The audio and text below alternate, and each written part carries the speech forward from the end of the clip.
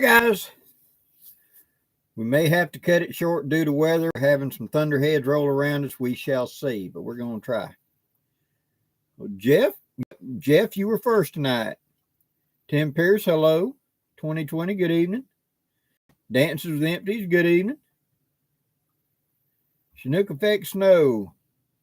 Yep. I hear you. We're in March. It's time for the big upheaval where winter and spring starts fighting each other.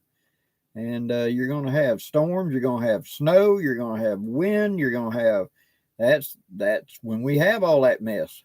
So, Jerry Donnelly, hello. Gary, good evening. Justin, hello, brother, you made it. Mr. Johnny, good evening. Ronald, good evening. Randy Robbins, good evening. Common Sense Karen, hello there. Bear's in the house, good evening, Bear. Bear's only got like 10 days to go and then he retires, so hang in there. Tony York, good evening. Brand new 222, good evening. Fishing Golf 2, good evening. Oh, good. Gary got a Yuko match safe. Good. A lot of times I'll have a Yuko match safe in the boat supplies or in the truck or something because I know it'll be waterproof in that. No matter what, I'll have matches that's going to work. So, James, good evening to Columbia, South Carolina. Ozark Wanderer, good evening. Yeah, it's been a while since you've been here. Timothy, good evening.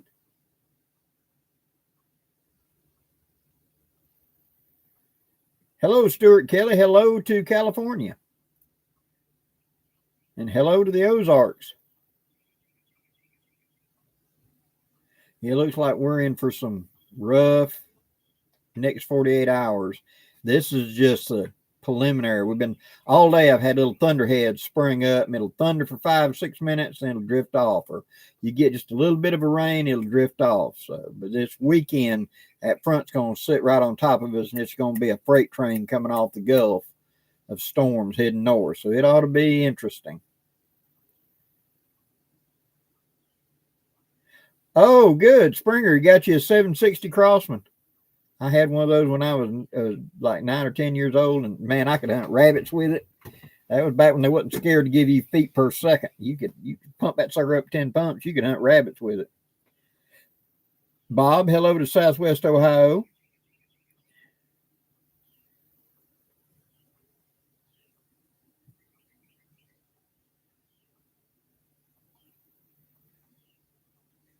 Oh, cool. Yeah.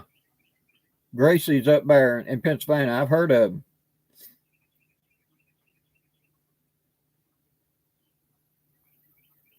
Oh, yeah.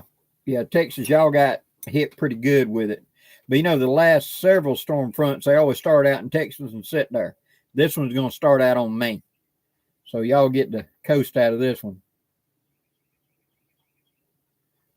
Yeah, Tony, York, correct. It's going to be a cold, hitting warm, hitting moisture, hitting low, hitting high. It's setting itself up to argue. And so it could be real intense. They're just going to make a broad guess of how bad it is or how good it is. But everybody just hunker down and be prepared. Jeff Clay, hello to Missouri. Yeah, Dances with Empty. That's what's happening. It's the conveyor belt of our moisture coming off the Gulf heading north. And it's just what hits it and causes it to cause all this stuff. Christopher Evans, good luck. Good evening. Good. You got you a 50 cal. Good. That's a fine deer caliber.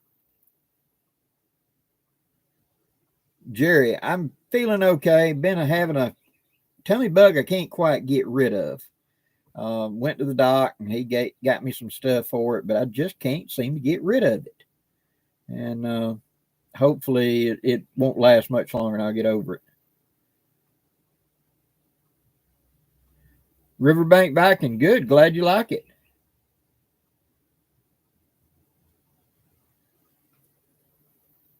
Midlife wanderings. 5 p.m. in California. Next 4 days is going to be rainstorms. Yeah, you're going to get that river water coming in low down there on you. David R. Hello to Slocum and Dothan. Good evening.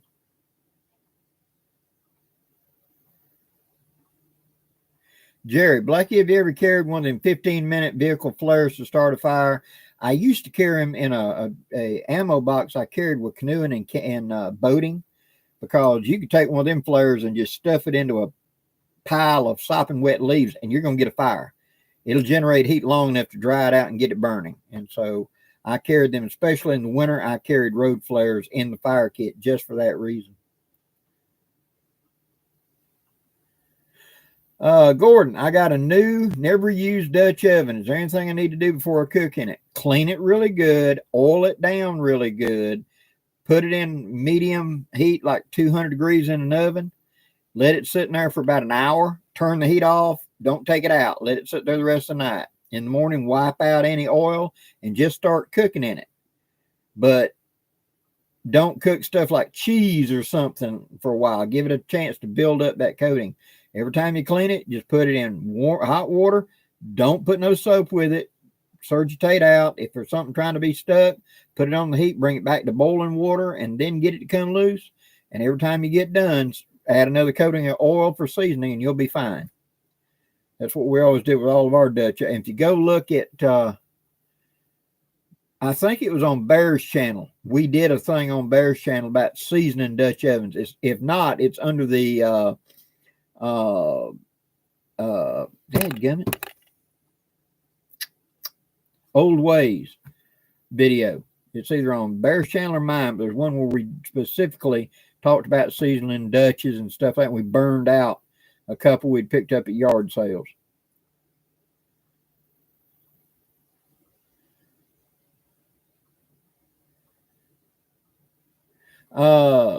K-Town, Blackie, you ever use toggles to loop connections for your tarps?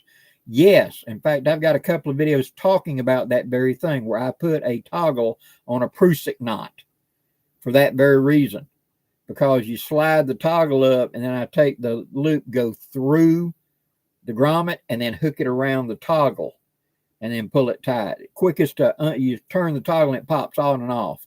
Fastest connection. But I do have, look under my, I know there's going to be a couple of them in Down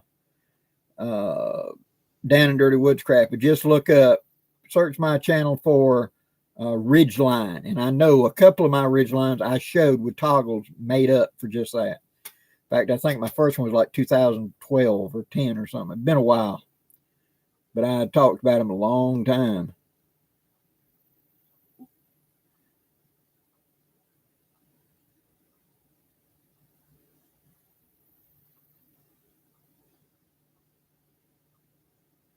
Jeff Conley, I hope you get to make it.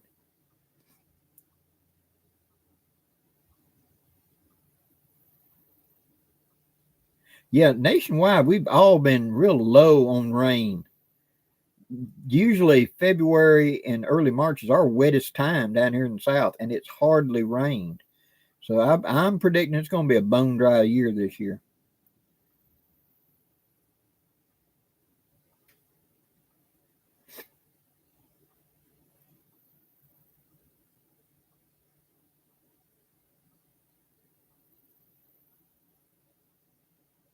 Oh, Gear Boy, you just watched the Old Ways. Cool.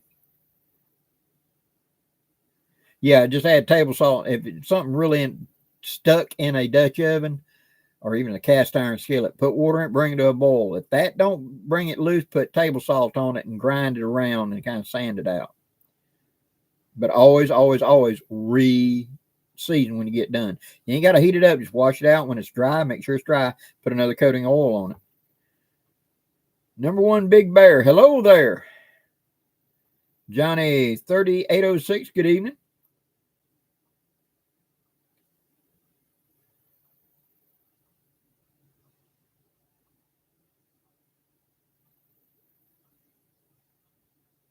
Oh, cool. Bentonville reenactment.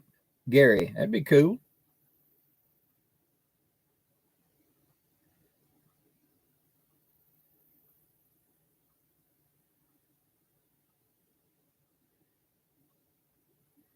Jerry DeHart. Okay. Well, if you ever get it, I also put on a gathering in the fall, remember, in October. So some people, spring just isn't a good time for them, and the other ones want to be in fall. So I'll do 2 a year. Why am I doing 2 a year? But I'm doing 2 a year. Whew, let me catch up with y'all. I'm getting there.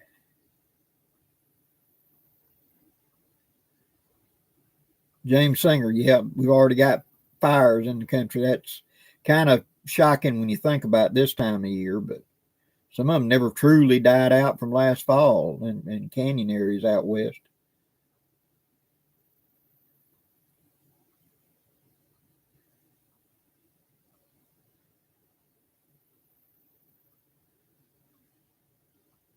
Yeah, you're right, Ozark Wanderer. About 2012, I remember that.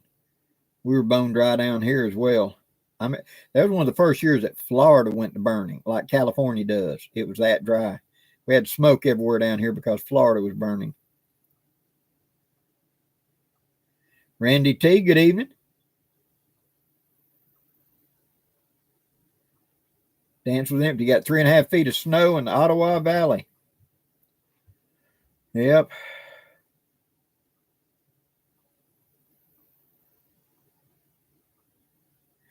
Matt, okay, if we show up on Sunday at the gathering, how should we pick where to set up? Don't want to be number one. You won't be number one because Chris Davis and Jonathan Frisbee said they're going to be there on the 2nd. So they'll already be somebody there. Don't worry. If you get there on Sunday, trust me, somebody will be there. And they'll tell you where. Just pick a place anywhere in there. Pick a place, set up your camp. You won't be the first one.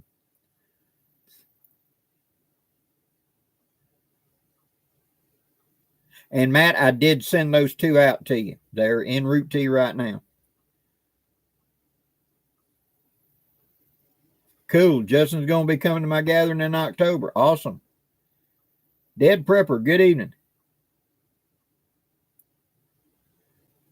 Randy, can we have individual campfires at the gathering for cooking? Yes. We'll have a community fire area for just people to hang around, but everybody can build fires at their camp. That's fine. We will provide one big run of firewood. I'm going to buy like 1.5 cords. After that, if we burn through that before the end of the week, we'll have to take up a collection to go get more firewood.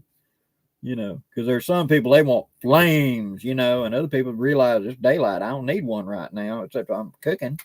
And just we'll work it by that,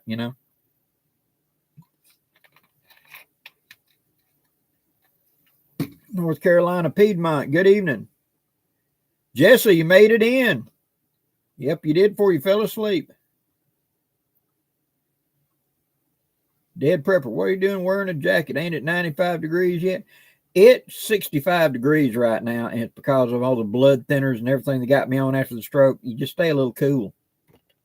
And so I've started just add a little extra layer, which is great. You mean I'm going to be in during the summer and not be sweating to death? Hoorah! I can handle that.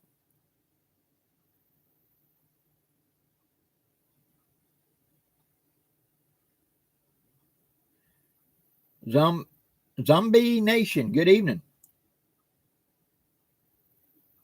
Mountain Man Hairface, glad you enjoy it. Thanks for stopping in. Joseph Bishop, Backwood Survival, good evening.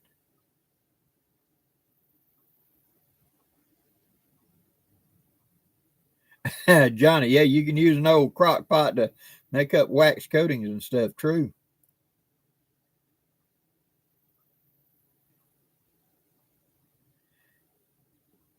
Oh, yeah, there are plenty of trees around to hang hammocks off of. Help yourself.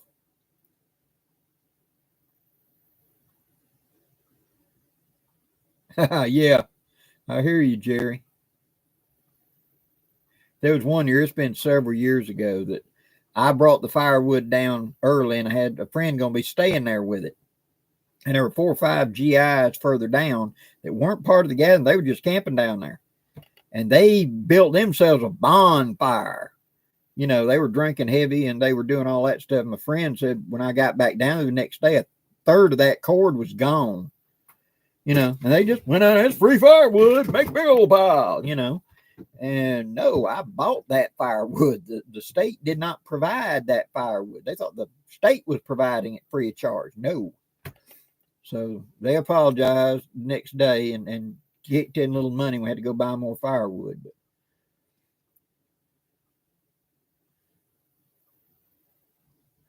Midwest Archaeology, good evening. Satchmo, good evening. Mountain Man 146, hello to New South Jersey.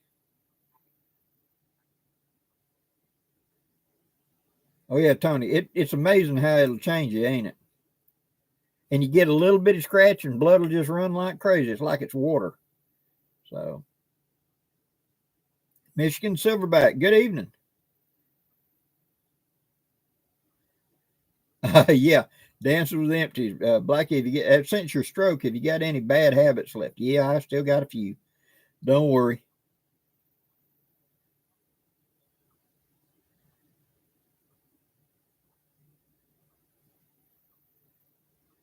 Hanging with Bullfrog. When is my gathering? My gathering will be April the 7th through the 13th at Geneva State Forest Lake in southern part of Alabama. Geneva State Forest is the largest state forest in the state. And if you go look at Alabama parks or whatever, it'll take you right to the site. We'll be at the lake. That's the only lake that's there.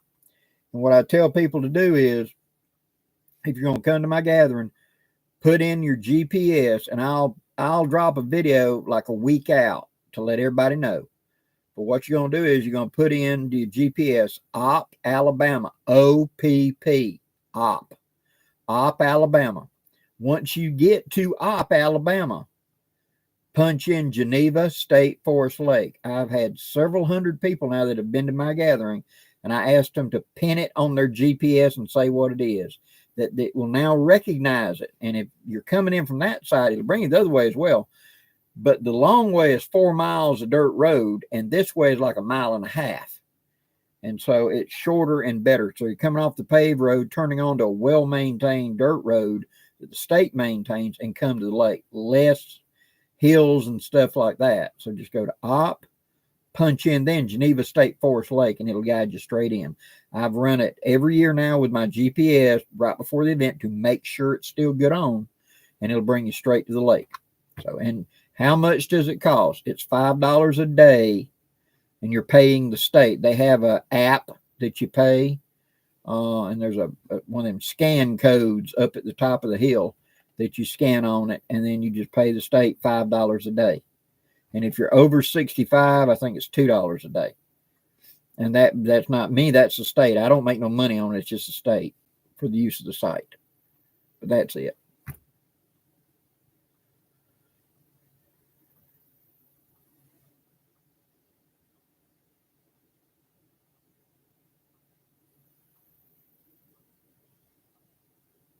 Yes, Johnny, that Blackie, I have that one wind tent you just made a video on.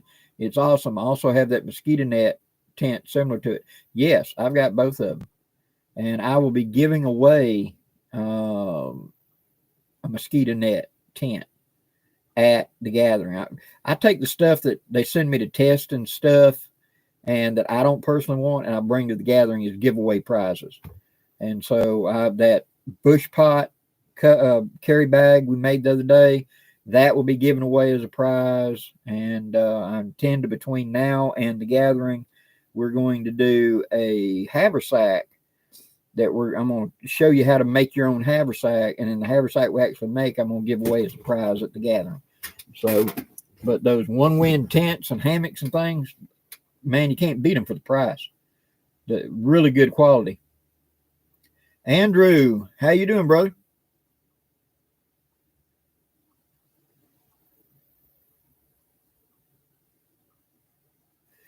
Oh, Mountain Man, big into flintlocks, black powder. Are you going to do any more black powder videos? If the current keeps going like it is, yes. And I'm talking about YouTube. It had got to where if you did anything about firearms, black powder, anything, your earning potential was cut in half. Just forget it.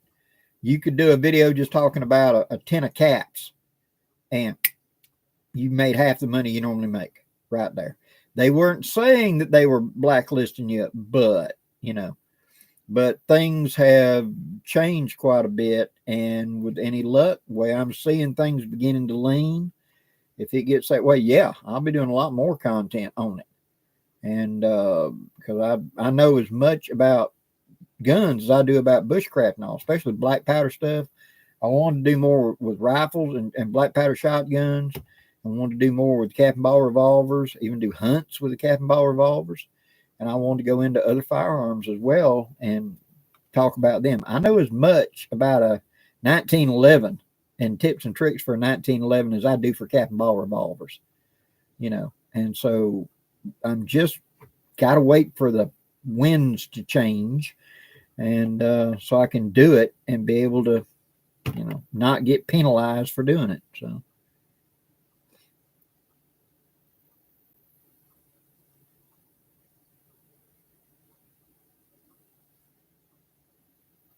Randy would love to come to gathering, but it's a long haul for me. I've got 2 people coming from Michigan now.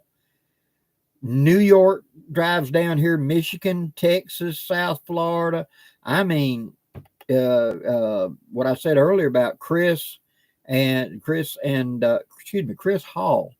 Chris Hall and Jonathan Frisbee, they're driving all the way from the Canadian border in Michigan.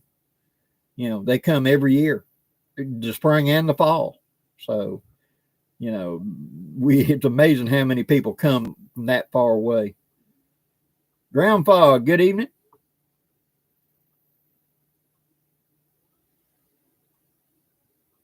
Yeah, Andrew, I hope the rain does help these wildfires. I agree, Mountain Man. It's gotta go.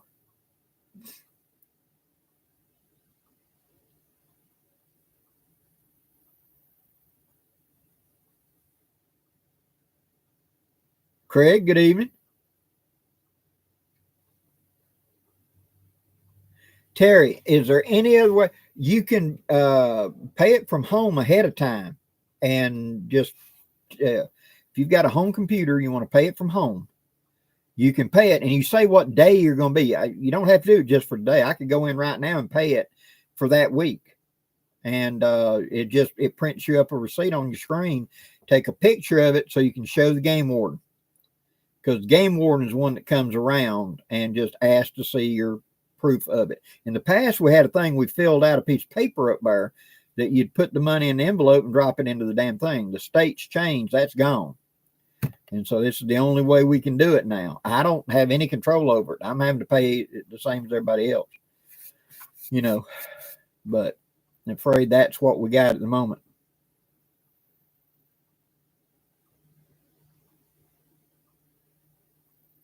Jesse, yeah, it does. It takes all kinds of people willing to do it. Sanford Brown, hello. Yeah, Jesse, West Virginia from Texas. Yeah. Midlife wanderings, they sure do. It's amazing how when the wind gets just right, they pop up, ain't it? Yeah, just out of the blue, no lightning anywhere near them, and suddenly there they are. Well, when we went down to, I went to the hammock hang down in Florida this past, what was it, the end of January, early February, something like that. I went down there. It was the last trip I went on. And as I was coming out, all the hay bales across the road in the farm were on fire. And whenever I stopped, and the guy said they had an arsonist running around setting fire to all the hay bales in the fields because, you know, these big old ranches had these big, huge hay bales rolled up and they were along a fence row, and he was going along setting, whoever they were going along. And they had like 4 different farms on fire right then because of it. So little suspicious how they all waited till the wind was in the right direction. Ain't that amazing?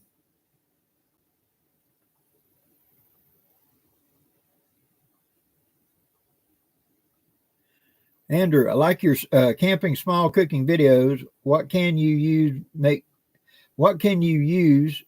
for a makeshift Dutch oven? Big can.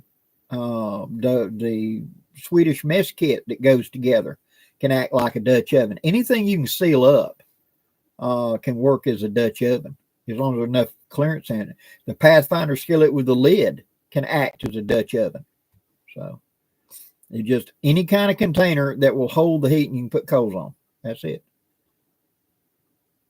Oh, that's right, Preacher Man. Tonight's the eclipse. I probably won't get to see it because of the weather coming through, but yeah, it's supposed to be the big eclipse tonight.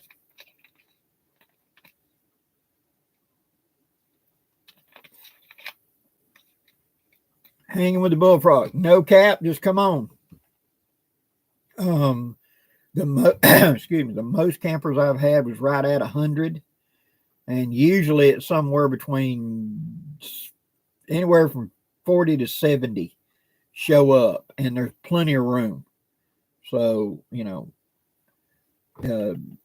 at this time there isn't any limitation that I'm aware of at the park, and just come on. There's plenty of the campsites that are pre-set up with the table, but there's tons of trees and areas around it, and people use, a lot of times we use the table as community areas, and so people are camping all the way around it, you know, in tents and whatever, and then just everybody comes to the table to borrow the table and use the community fire to cook or whatever. See, so you can have fire at your side if you want to, or you can come down to the community fire and cook with everybody else. Either way works. So, but I'm sure we got room, you know.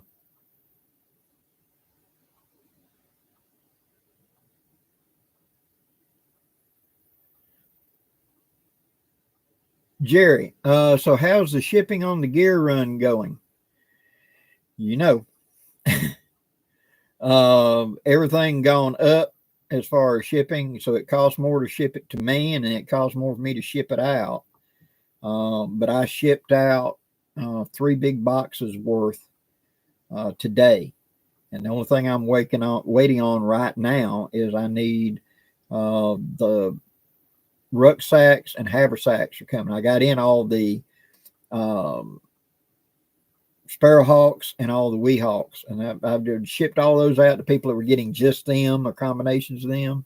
And the only thing I'm waiting for now, and it's in transit, is the big box that's got the rucksacks and the haversacks in it to complete orders to ship out. And I'm hoping that will arrive tomorrow, if not Monday, and I'll get them out. But looking at the tracking number, it's en route. It's sitting in Kentucky right now. It's saying it's supposed to arrive Saturday, but we shall see. You know, if you've never been disappointed before, I give you the U.S. Postal Service.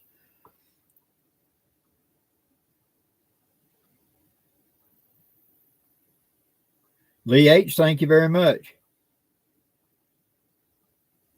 Midlife Wanderings. Ain't it though? Sounds like somebody wanted to buy up this land cheap. Ain't that amazing?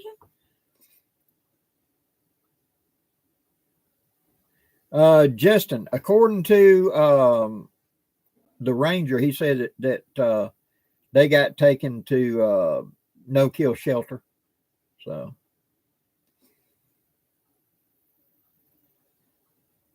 Buckeye Bushcraft. Yep. Everybody just batten down and be ready for the storms. Make sure you got a little bit of food, everything. What I tell people to do is, like when we're going to have a hurricane, go ahead and get a nice chest. Put it on the kitchen table. Pull out the mayonnaise, the sandwich stuff, the milk, the sodas. What you going to open the refrigerator for? You know, put them in there like you're going to go camping. Whatever you might need out of the refrigerator. That way when the power goes out, you ain't got to open that door. You know, it's right there on the kitchen table. Make you a sandwich, whatever you need to, and use your battery-powered lights. Also have your little heater, camping stove, so you can heat up some chow if you need to. Usually, if you have tornadoes or something that's localized, it's really bad, but it's localized, and you're probably going to get power back anywhere around it pretty quick. We're not talking about hurricanes, so not kind of like what happened when the hurricane hit the Carolinas. And so therefore, usually you'll be back up in 12 hours or less. Just having that on top of the kitchen table makes sense. That way, when you just want a snack, you just go in there and get whatever it is, you know, and not have to open that refrigerator. As long as you leave that door shut and it was good and cold to be good, it's got 16, 17 hours. It can sit there before it loses that cold enough to really, you got to throw away food. But if you open the door to get me a glass of milk, all the cold fell out, and you might as well just pull everything out and sit it on the kitchen table. It's not a chest, it's vertical, and so all the cold falls out. Keep the door closed.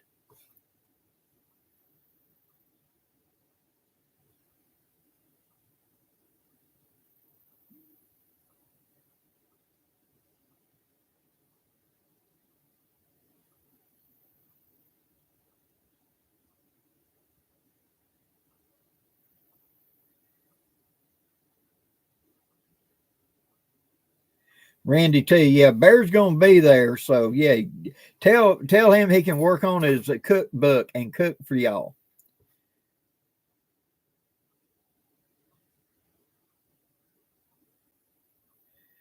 Sanford Brown, that little bitty, you saw how small that is, you know, and it just slides right underneath the pad, lay on it, you don't even know it's there.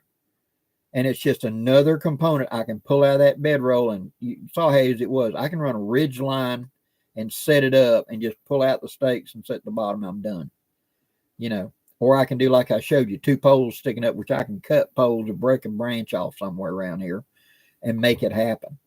And it's be quick and easy and slide that bedroll in, and I'm out of the bugs, I'm out of everything, and I'm out of the weather. And I got enough room to sit up in it. That's a big thing. It's one of the reasons I did not like a true bivvy. Was because you couldn't sit up. You're stuck laying down. And the MS Sleep System bivvy is a great way to be insulated from the weather when you're laying down. But getting up and down, when you open it up, all the rain pours in at your head. And so having that outer tent, where this is obviously not going to be a sprinkler, this is going to be a rainstorm. It's going to last a while. Pull it out, set it up, boom, and you're insulated. And it ain't a big deal. So I put in the description box of where you can go to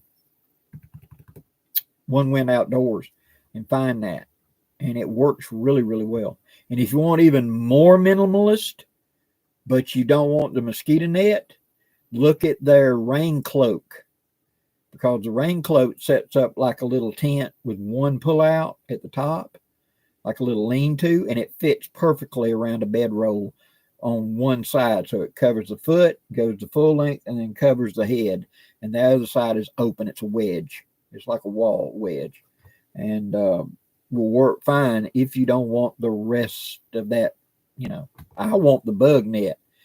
Otherwise, you just won't sleep. It'll be eating you alive all night.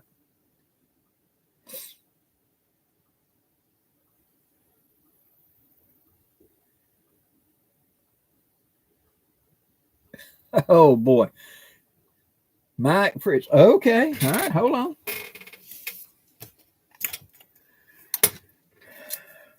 All right. Now you got to cut me a little leeway on this, because I used to make brown bread in cans and in flower pots. Back in the late 80s, early 90s. It was sort of a fad back then. And I would, you know, take a pretty good sized can and make it and bake it at camp. And I haven't done it in probably, God,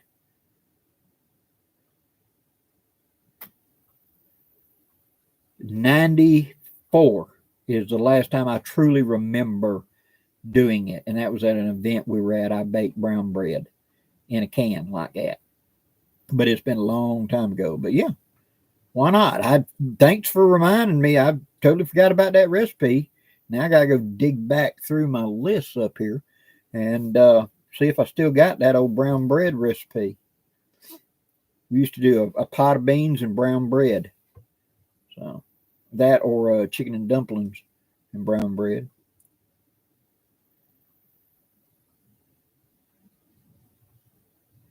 Tim Pierce, question for the gathering. Is there a Walmart close by? Yes, it's about 15 minutes away.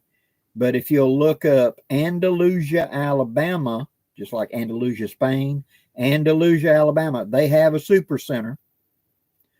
And then like 25 miles to the east is Geneva, Alabama, and they have a small Walmart. They don't have the true super center, but they got it.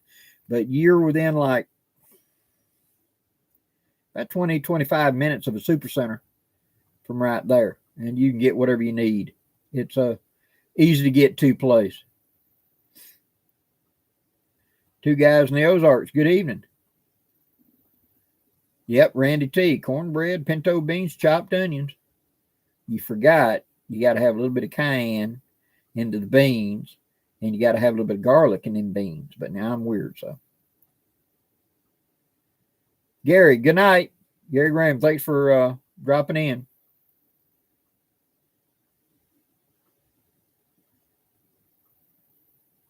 Yeah, Johnny, I've got those before, those magnets to pull out aside. They can work, but, you know, they will hold against a little light wind. They're not going to hold against a heavy wind, but, you know.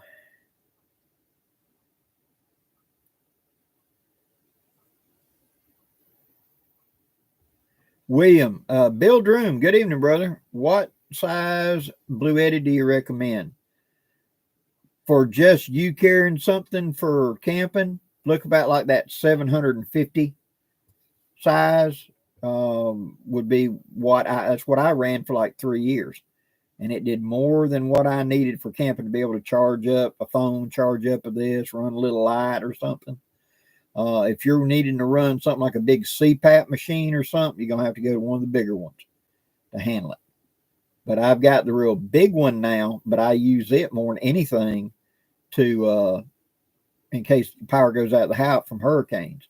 That smaller 750 with a solar panel that I can put out would be just as good really for a camping thing, because I could run it just about all night powering something.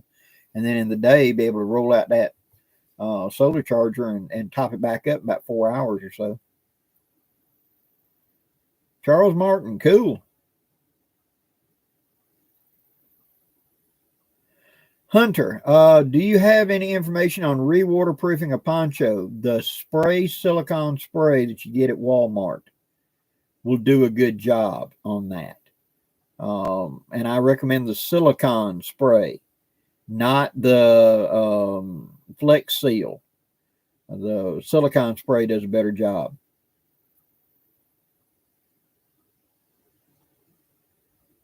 Terry, minimalist is another name for misery. Travel light, freeze at night.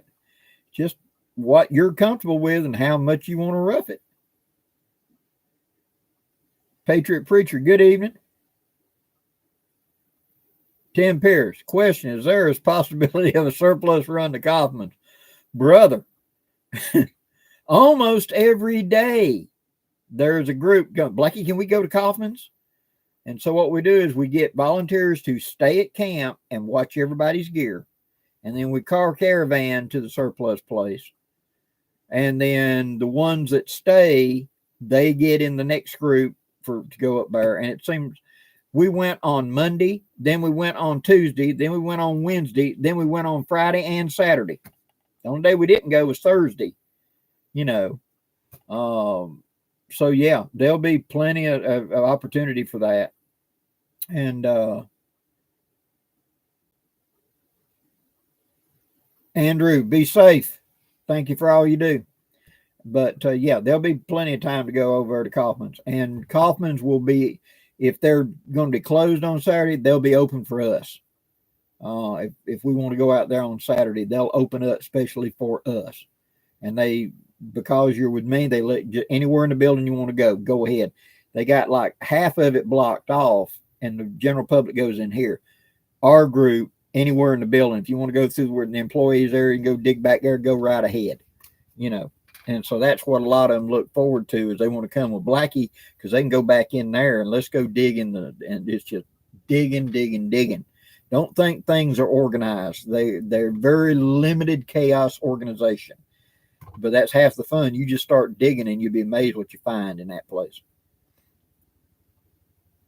Cow Tipper, good evening. Jeff Conley, good night. Be safe. Ozark Wanderer. Yeah, I've used that silicone spray several times. I don't have it anymore, but I had a field jacket that I sprayed down to act like a waterproof rain, snow and rain back when I was going and driving up north a lot. And I siliconed it down real good to where it'd block wind, block water, and etc. And I could get snow on it. And I could have my field jacket because I was used to field jackets, you know. But you can waterproof just about anything with them.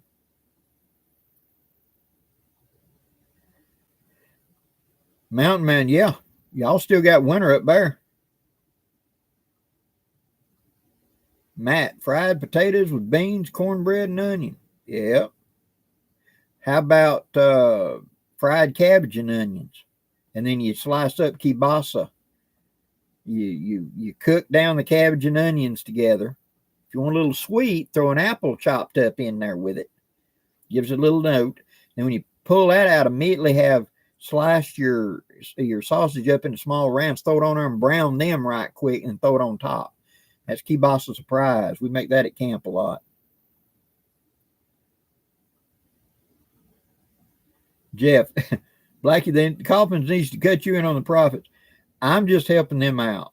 They're a small town business. They're good to me. I call them up and say, I'm looking for this. Can you find one? And they'll look for it. And so I try to promote people that's trying to do a good job. And that's how I got in with them. You know, don't think I haven't been offered money on many places, not there, but many places. If you just come down here and talk about this or that, no.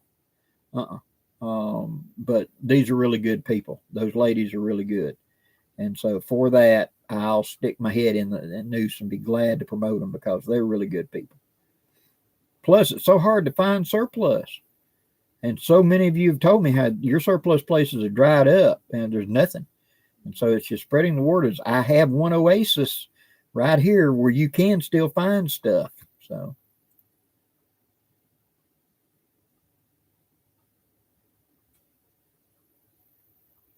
William Moffett, awesome. You got to go fishing. I need to go fishing. I really do. In fact, I was talking to Mike Simmons the other day that he's going to be moving to Alabama in the very near future. And be about 4 hours from me. And he used to be a professional fisherman. He competed in all the professional tournaments and stuff. And I said, well, you good. You and me can go fishing. You can teach me how to do all this fancy stuff. I just know how to drown worms and throw it out there and spin it till it gets bit. You know, y'all know those techniques. You'll have to share with me.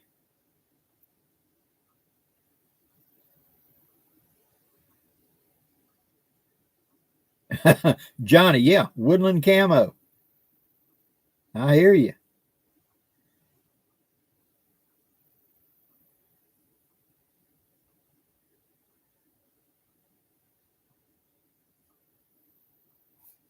Yeah, it's a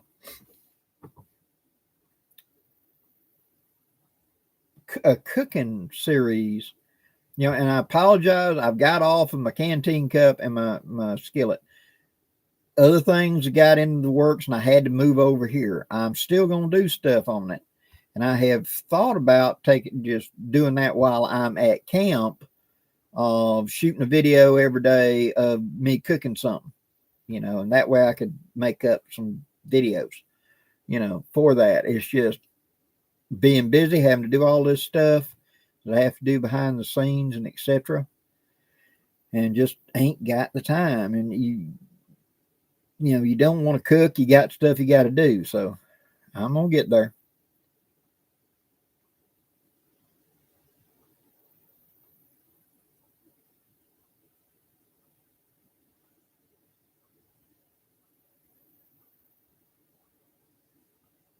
Justin, why are they buying up woodland? They think world's going to get really bad. And so they're buying up woodland for hunting, to blend in and be able to just head to the woods. So.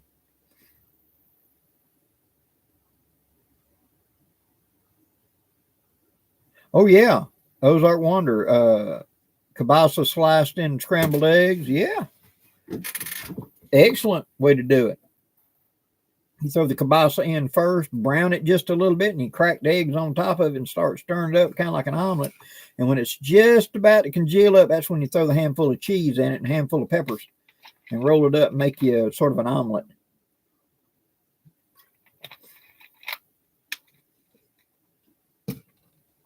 Well, Justin, yeah, out there in Texas, you'd be wearing desert stuff.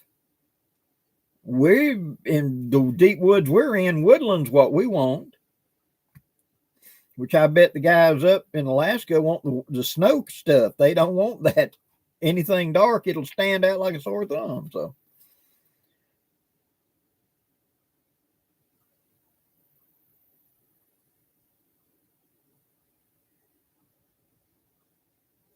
yeah, Mountain Man, I was doing it back in the 80s when we had all seen Red Dawn and we thought that's what was going to happen. So we were being prepared, you know, but that was back in the day. We didn't call it what we call it today.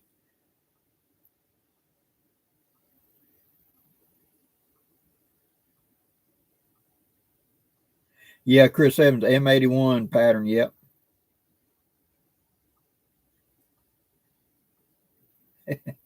Well, that's just it, Justin. It's where you're at, you know. I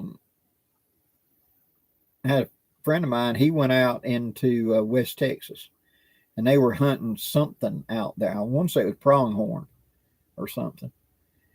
And the guide told him, you know, when he got there the first weekend, they showed him the camo he's going to be wearing. So, it's he said, follow me. And he went out back and he took his camo and he took a water hose and he made a mud hole in a place where a truck had watered a hole, you know, and threw his camo in there and took his feet and stomped it up and got it all mud colored and then just rinsed it off with a water hose and said, now let's let that dry and you wear it now. So it blended more in with West Texas colors. So it wasn't so sharp a contrast. They'll spot it and they're gone, you know, so.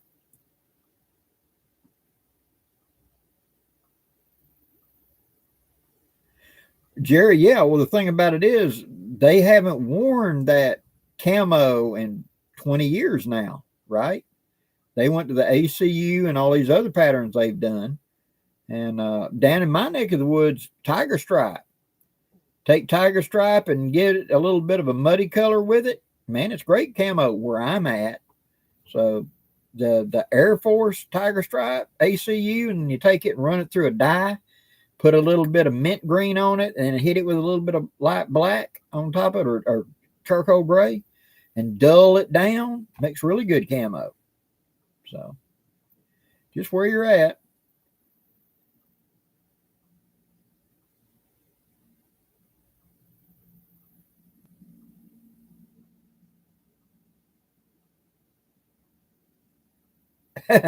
Johnny, yeah, ACU pattern actually blends into night vision is what they had hoped, but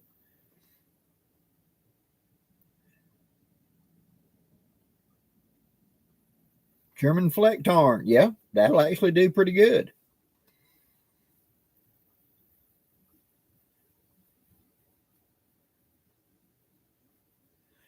Yep, dyed Air Force Tiger.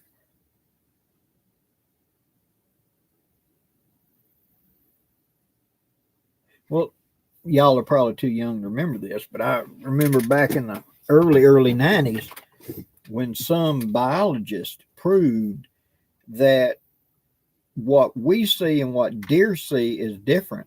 And so we'd have on all this camo and we thought we blended in, but because of the wavelength, they don't have true color vision like we do. It made us look like we were wearing baby, like just color blue. You know, that was what deer saw was blue. And so it looked like you were wearing a blue camo and you're standing out. And that when they figured out had to put that UV blocker in so it didn't look blue, they had better deer hunting and turkey hunting because we thought, man, we look camouflage. But because the dyes and the ink were reflecting light in their wavelength, we'd like wearing blue denim to them. So they figured it out.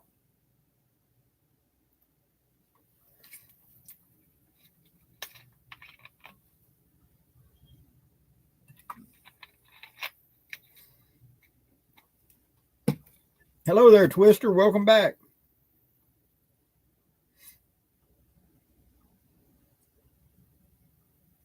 Thoughts on Swiss Alpenflage pattern? It's effective because A, it doesn't look like anything they're used to, and B, it does what it's designed to do, break up your silhouette. And you get a little ways out, like 100 yards or so out, it blends in amazingly well. You think, dang, that's going to stick out like a sore thumb, you know, but it doesn't. You just got to get it out a little bit. I have a friend that he goes up, he's a bow hunter, and he likes Alpenflage. He really does. He says, A, everybody can see me as far as humans, and B, the animals don't. They just ignore it for some reason. So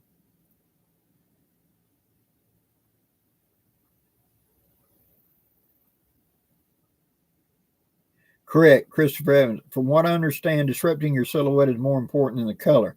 That is exactly true. I mean, we wore whatever, you know, plaid or something, checkerboard pattern or whatever to break it up. They didn't see the color red. So red and black checks was just like be gray to them and would blend in. You know, movement, number one killer. It gets you noticed. 2, breaking up your silhouette. Just look different. Y'all have saw in my videos where I take my hat and I put my orange bandana over my hat band and let my hat band hold it on my hat and let it just drape down behind me and everything. Looks stupid, but it breaks up my human silhouette. So when all you see is that sticking up over a stump or whatever, they don't notice it so much. And so it really makes a difference. Break up your shape. And in being sneaky, I show how to carry a jungle knot made out of bank line to make an improvised blind super fast. You just hook it between 2 trees and stick a couple of sticks up in it, and you make just anything go on it, and you make a blind in like 3 minutes. I made one on the camera live in like 5 minutes, and then I walk around behind it and just sit down, and you couldn't see me, you know, and I'm not like 50 yards away. I'm like I am from you right now on the camera. You know, it just blends up and it breaks your outline and your shape, and you don't notice it. Movement you'd notice, but if you're being still, nothing will notice you. Makes a difference. Sit down, shut up, and watch. And don't turn your head, turn your eyes. And if you think you hear something over here, turn your eyes and then slowly turn your head until you can see what it is. You know. Ken Albridge, good evening, sir. Patriot Preacher, how about Hawaiian hula flag? Depends on what you're hunting. You know.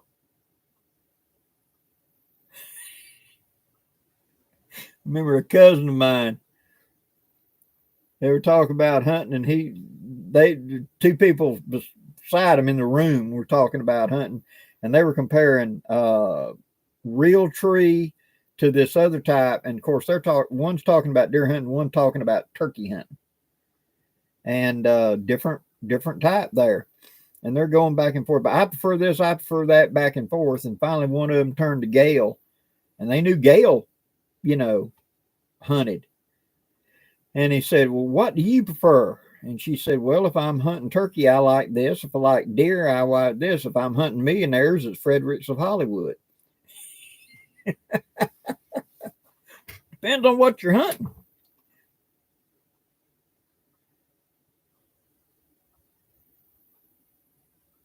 Good night, Ozark Wanderer. Tony York, correct. No fidgeting. Don't be moving around. Get comfortable. Stay there. Like I said, when I'm just trying to observe an area, and I talked about this and being sneaky, a hammock is fantastic. Especially if you set up like a mesh hammock between 2 trees that's kind of close, where you can just sit down in it and lean back and cross your arms and be kind of like in a recliner, where you're not laying out in the hammock, but you're actually sitting with your feet on the ground, and then put some stuff around you to break up your silhouette and just sit there. I've had deer walk up and start sniffing me, trying to figure out what I was. You know, I've been in my hammock with my feet up, laying like normal, kind of propped up, had my gun across my damn lap, and had a doe come up, went sniffing my boot because she couldn't figure out what I was. I didn't look like a human, you know. And here I was looking for turkey. It was past deer season, and she come walking up, just kept, I don't know what that is. Don't know what that is. She finally walked up and sniffing my boot. Good evening, John Lattermilk. Yeah, I have too. I have slept really well in a deer blind. I've been woke up by a deer before too. Work all night and then hit the deer stand at 4 in the morning. I mean, you went to work at 2 yesterday afternoon. You worked till 2 a.m. You got home, got a shower, got into your hunting stuff. By 4, you're at the stand. You're dead tired. The sun's not coming up forever. You're sitting there and your eyes are getting heavy. And I've dozed off, in the blind and woke up to the sound of a deer walking 5 feet in front of me before. So.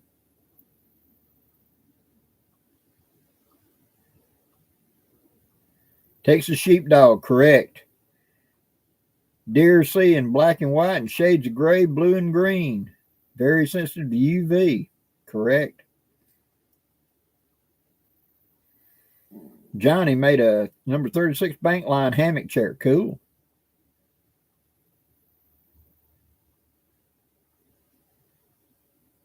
Yeah. Tony York. We used to do rendezvous hunts down on Grouch's land where you had to wear historic clothing. And I have sat there and sleet coming down in a great big Hudson Bay capote. I had a triple tier Hudson Bay capote, and it was sleeting. And I had my flintlock across my lap and was sitting there and just cold, And I heard something crunching up behind me. And it was I think it was a 4-point, come walking up and just stepped out of the tree, like right here to my right. And he rolled his eye at me, and I just sat there, didn't move. He turned, and then he turned back toward me like 4 times. He turned back like, are you moving? Are you moving? And that final time when he went to step around that tree, I swung the rifle up. And when he leaned back around the tree, are you still moving? I let him have it. I was the only one that got a deer that year in that camp. I thought, I hadn't heard everybody else shoot. And then I come dragging, I drug it up. It was about a quarter mile. I drug it up the road and went and got the pickup and brought it back to the house. And I figured, everybody else is still hunting. No, everybody was back in front of the fireplace. They'd give up hours ago. So, the weather's too bad. I was the only one out there, so taught me how to be a dodo head.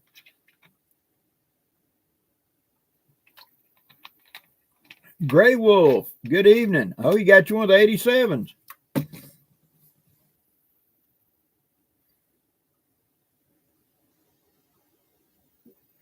I know what you're talking about, those blinds that you can see out of but you can't see into. They actually work very well.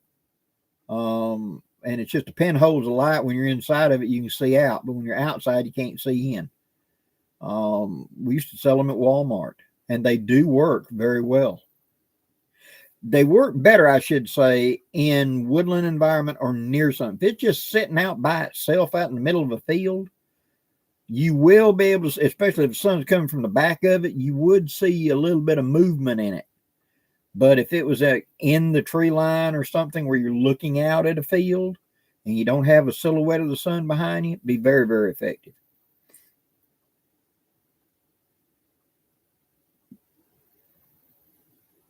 Oh, you looked that paradox? Yeah, Gray Wolf.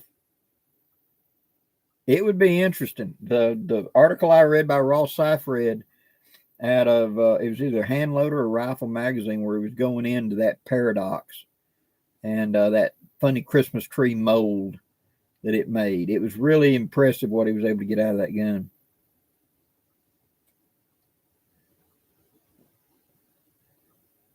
I never saw a deer in a Hudson Bay coat. Uh-huh. What was that old Groucho Marx said? This morning I got up and shot at 8 a.m. and shot a deer in my pajamas. How he got into my pajamas, I'll never know.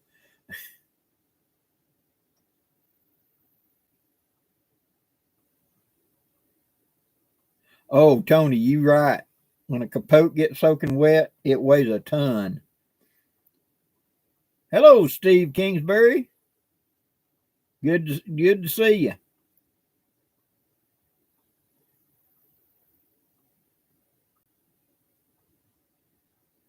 Paladin, good evening. You used to use those straw-colored burlap.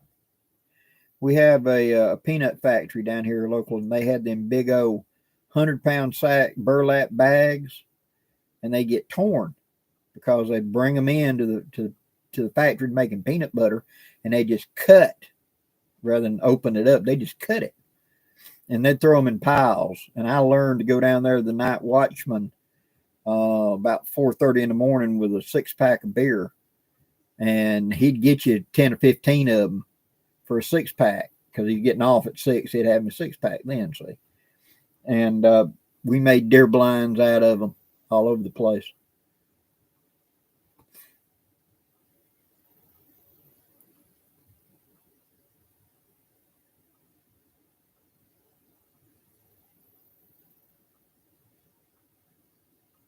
Yep, Ken Albridge. If you sit still, that's the big thing with a turkey. If you're moving, you can be camouflaged all you want, but if you're moving, he's gonna see you. But if you're just dead still and don't move like you're a stump sitting there, I've had them walk 5 yards from you before. Simple Journer, Blackie, are small compasses of any use to a novice? Yes, they keep you from walking in a circle. If you don't have a map to know where your surroundings are or whatever, just realizing that you're not getting turned around, because you will, if you're not given any other impulse, you will walk in a big circle. Maybe it's 5 miles around, or maybe it's 1,000 yards. Who knows? Depends on how strong your strong leg is versus your weak leg. But having a compass, even one that's just a cheap toy compass, as long as it does point in a direction and is consistently to that direction, even if it's not true north, where you can tell I'm not walking in a circle, I'm still going that way because this is pointing that way, it is of use for that, if nothing else.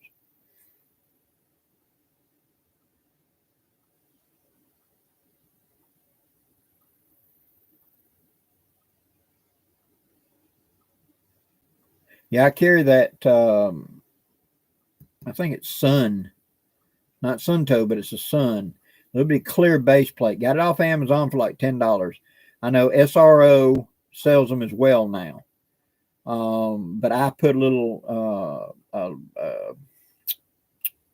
lanyard on it and put pacing beads on it, and I carry that in the flap of my rucksack, my haversack, as a backup compass, because usually if I'm coming to your place and I've never been here before, I figure out where I'm going. I bring up on Google Maps and I figure out what's in all the cardinal directions. That way's a river, up yonder is this, that way is that. And I've got an idea. So if I get onto your landing for whatever reason, I get completely turned around, I know that if I go due south, there's the highway that I walked in on. We'll have to bring out that compass and start hitting south. And I'm going to hit that road and figure out how to get home. See? So that little bitty compass does a great job for that. It's great. It's better to get out with it than to get in. Utilizing it as a navigation tool. It does have a movable bezel on it. Using it as a navigation tool for very coarse, almost like dead reckoning, yeah, it'll work fine for that. If you're hitting a big lake, cut down the woods till you hit this power line or some big obstacle, yeah. But if you're trying to like geocache and hit a point, it's not precise enough for that, not even close. But it is precise enough for general direction and to hit some large target like that mountain, that ridge, that crossroads, something like that. You can use it for that.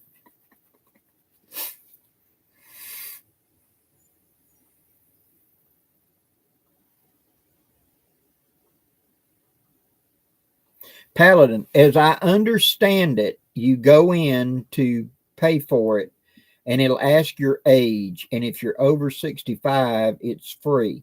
But it still has to ask you, and it still prints you out something or gives you something so that you can show them. Which my thing was, if the game warden walks up and I'm 66 years old, here's my driver's license. That's proof I don't need anything.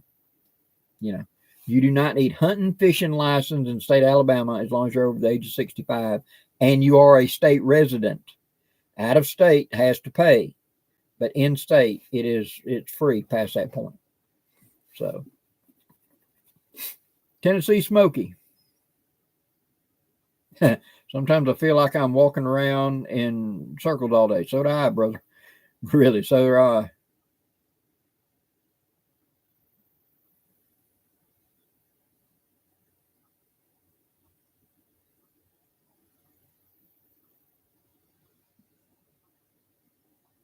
Oh yeah, Michael. Yeah, a bush pot type challenge, sure.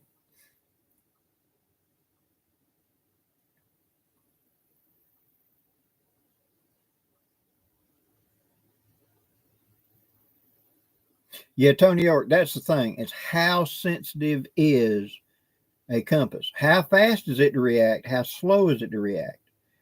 And I learned from my uncle about nailing a compass. And somewhere in my collection, I may have loaned it to somebody. But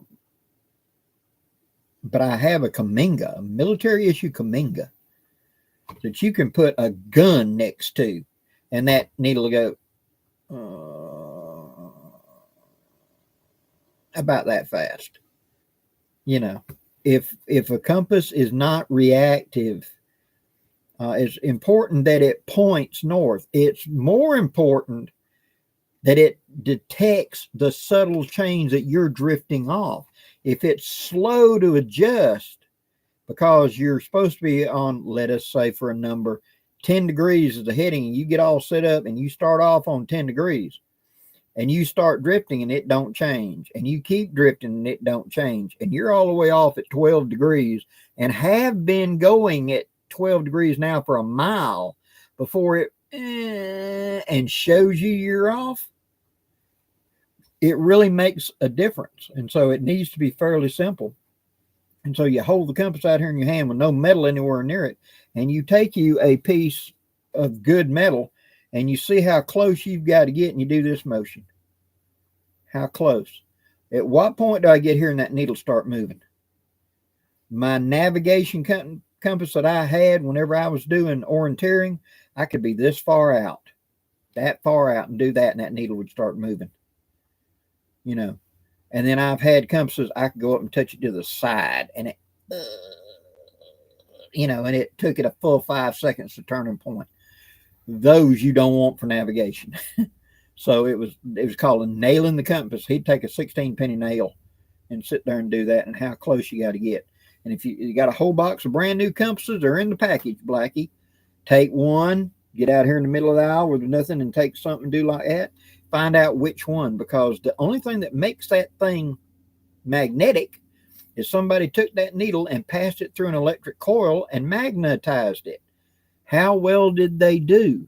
Did they leave it in there a second or two too long, or did they take it out a second or two too short? How much current? And over time, machinery weakens and things, and so that needle may not be. All needles are not made the same. And so always test that compass before you buy it, if at all possible. And then whenever you're going to do some serious navigation, I mean, we're doing a 25 miles into the back country to got to hit this clearing right here to be able to be picked up by a helicopter to get out of here. You better bet Blackie will check that compass before we start off. And the day of, I will double check, and I'll have 2 backups just in case this one gets broke or damaged or lost. You know, when it's got to be, you better have the good stuff.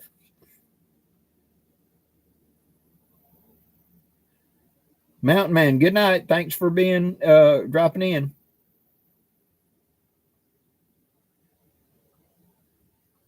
Jared Donnell, yeah, navigation really is. And it's when a lot of people don't like it. I don't like it. Nobody likes it. but in a military setting, it's absolutely necessary because you got to call fire. You're the only guy that can man the radio. Everybody else is wounded. Everybody's got to be skilled in it, at least enough not to get everybody killed, and be able to evade and etc. and navigate to and from locations. Because when you're calling in artillery or you're calling in mortars or something, you got to know what you're talking about, and make sure the guy on the other end knows what you're talking about as well. So it makes a difference. But for woods running, being a woodsman, you don't need nearly that tight, you know. Basic navigation of being able to navigate by dead reckoning from A to B and C to D will be just fine. The problem is when you go to try to tell somebody else, because you over time will develop your own little niche way of doing things. I did. The old woodsman that taught me, same way. But then when you try to hand it off to somebody, I can't tell you how to get to that specific spot. The big rock with a crack in it that's in the middle of the 1,000 acres over on Grouch's land, unless you and I speak the same navigation map language so that I can tell you how to find it on your map and navigate to it. Because so far up off of this certain, go 100 paces past this power line, turn left, go to the broken tree, turn right. That's difficult for you. Then you got to actually follow my trail and have visual clues. But for navigation, we've got to speak the same language, and that's what map reading and navigation is. It's knowing how to do it.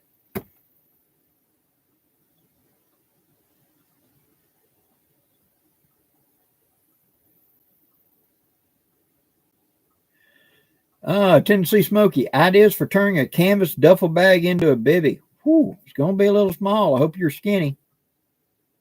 You could sew two of them together. But I'll be honest with you, if you're wanting to make a bivvy, I'd recommend, if you're just wanting a big hunk of canvas, go get a shelter half. U.S. Army canvas shelter half. Much bigger, flat piece of good canvas duck. Sew that into a cowboy bedroll or bivvy. If you're wanting to put that on the outside, that's what I'd recommend over the duffel bag, because the duffel bag is really good stuff, but it's not as big, and you'd have to put probably 3 of them together. And every time you do a seam, there's a potential for leakage. So I'd recommend just getting a shelter half, 2 sides of a shelter half, and using that material.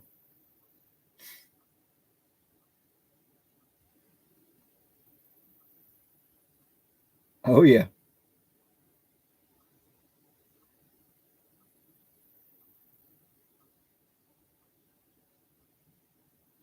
Charles Martin, I don't know if it's true, but I've always heard that moss grows on the north side of trees to a point. More so up north than down south. But what kind of moss? There are more limbs on the southern side of a tree than there are the northern side, because it's reaching for the sun, and the sun in North America is always along the southern border. So it's always on the southern side. So where's the most limbs on this side? Well, that becomes a judgment call looking at a tree. You ain't going to count every one of them and go, it seems to be more on that side.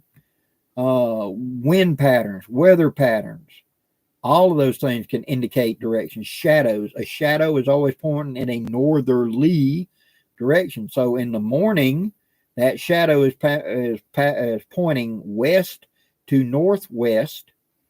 And at noon, it's pointing due north. And at sundown, it's pointing east to northeast, depending on the time of the year. But it's never south. So, like I tell people, if you can see the sun out of the corner of your eye, I don't care what time of day it is. If you can see the sun, you must be facing either easterly or westerly direction, because it's always going across our southern part of the equator. It's always south of us. So if you can see the sun out of the corner of your eye, you must be facing semi-east or semi-west, just depending on the time of day.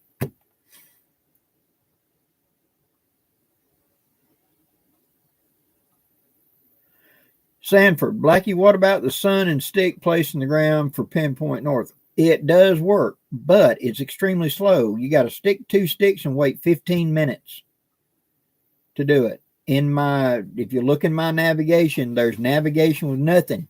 I show you how you can do it in 2 minutes. All you got to do is count the time, figure out the time, improvise a clock face on something, point the hour hand toward the sun, whichever the closest. If it's less than 3:30, let's say 3 o'clock. If it's less than 3:30, you can point it at 3. If it's after 3:30, point it at 4. Hour hand on a watch face. All right, hold on a minute. There it is. All right. You can improvise a watch face. That is 12 o'clock straight up. Okay. If by counting your hands on the horizon, you figure out that it is 2 p.m. Let me get that out of the thing.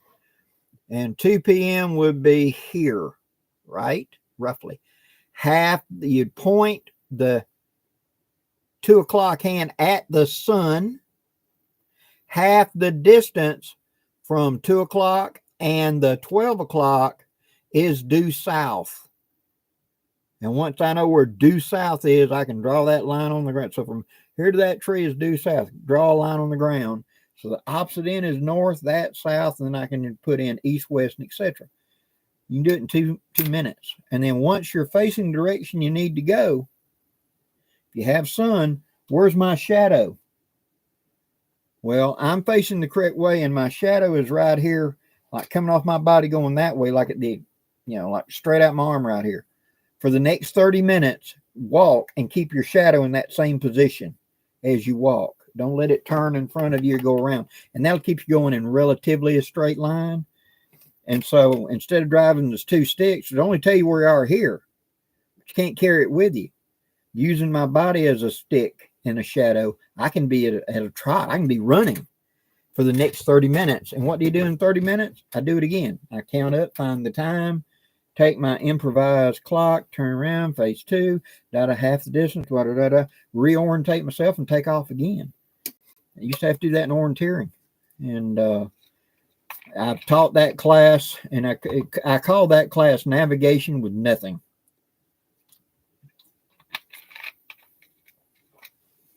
Because you can improvise every bit of it in the field in 10 minutes. Ken Albridge, have a good night. Thanks for coming in. Lucas Wade, good evening.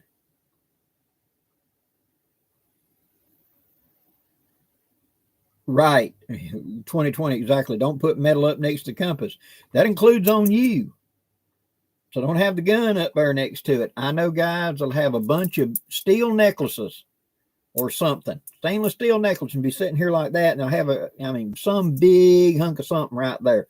Anything you're going to be wearing, even your glasses, guys, the metal frames on your glasses can affect it. Always, if you're in doubt, put it up there and see if it'll make the needle wiggle. If it don't, you're okay. If it does, you got to take that into account.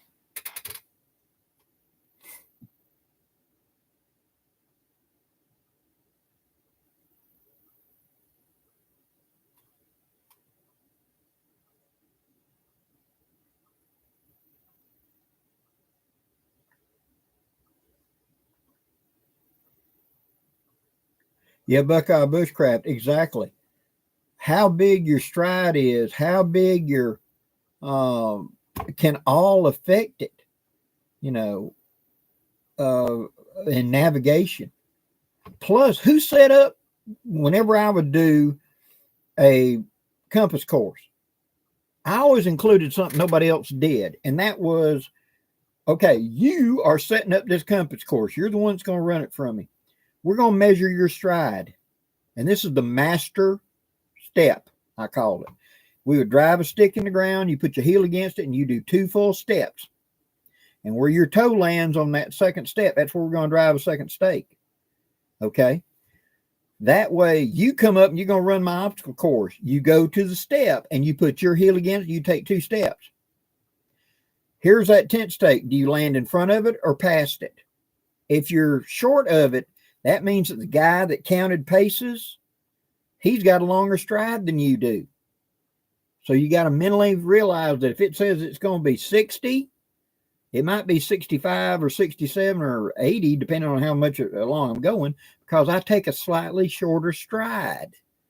See, on the other hand, you get the guy that's a basketball player, you know, and he's doing the one that the person that laid out this compass course is actually 5'4" and got short little legs. Well, he's taking like a foot longer stride.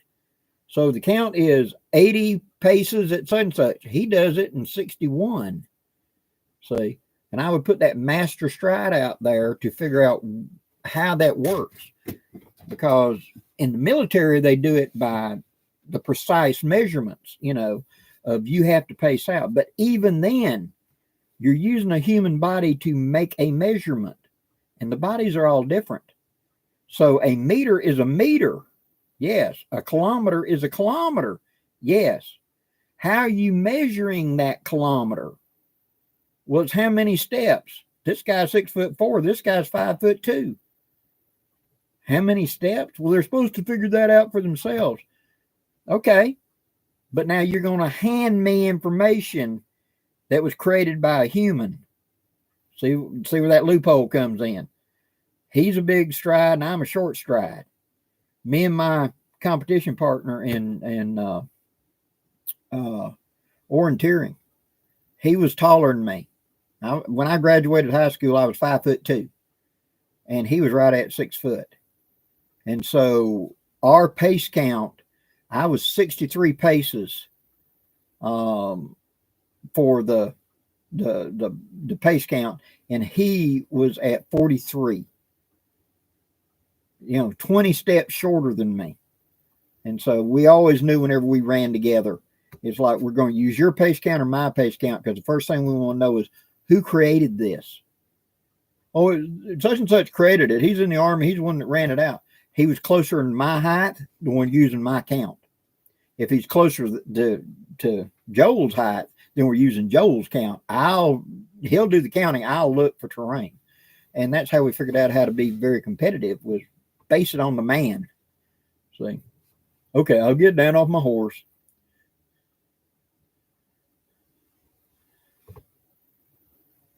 Tim Harper, good evening.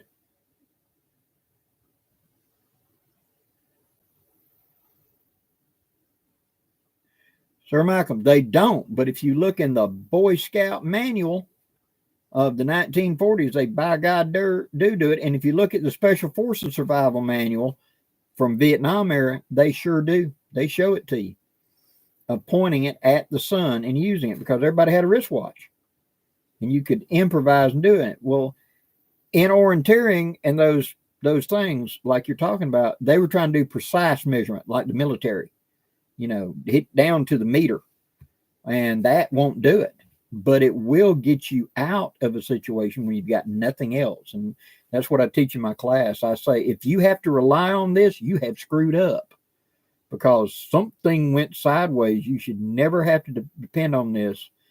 And it's what I tell people. If you're down to using bow drills and friction fire, you've screwed up. This should be the last ditch. Always have a better fire source. Practice the skill, own the skill, but at the same time, unless you're just going to be challenging yourself, make sure you got that Bic lighter in your pocket when you're doing it. Because if it's for real, don't ever use friction unless there's no other choice, or any of the flint and steels or anything. If it really matters, pull out a dang Bic lighter, start that fire. Same thing with navigation. If it really going to matter, we're going to have good navigation equipment with us.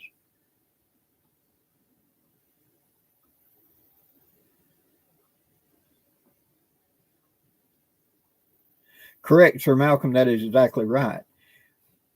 And it works. It does work, but that's a lot of the variation they don't talk about is how far the guy, he paced out. It's at so many meters. Did they bring out a tape or did he pace it? say. You're basing it upon their statement, not actual physics. And we used to run a competition out of high school. And one of the places we went to, the guy that put on the, it was the obstacle course for the Pathfinder School at Fort Rooker, Alabama, back when they had a Pathfinder school there. And they would mark out various courses. And some of those courses were marked out with tapes. I mean, so it was exactly so many meters, exactly so far, because they had an engineering team that was part of their practice, was to mark this stuff out. You know, they were there to learn how to mark out. Pathfinders were used to create airfields in combat. They would parachute in or come in with helos, and they would drop bombs, blow out big holes in the wood, and they'd jump out with chainsaws and make landing zones for helicopters and stuff. So that's what a Pathfinder did. He actually made a landing zone. So he had to be able to orientate stuff real quick. And so that part of their engineering was measuring this stuff out. And if we knew that they laid it out, it'd be on the money. I mean, the error was yours.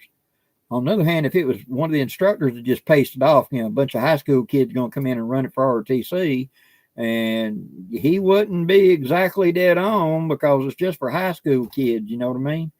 So we figure out who was the guy making it, and it made a difference, especially when it's a do it for time. Who can run it and get it the fastest?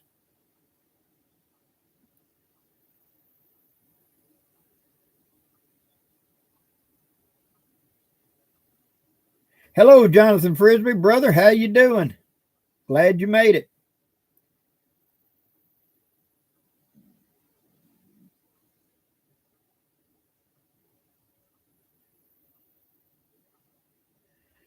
Jonathan Frisbee, the fearless one.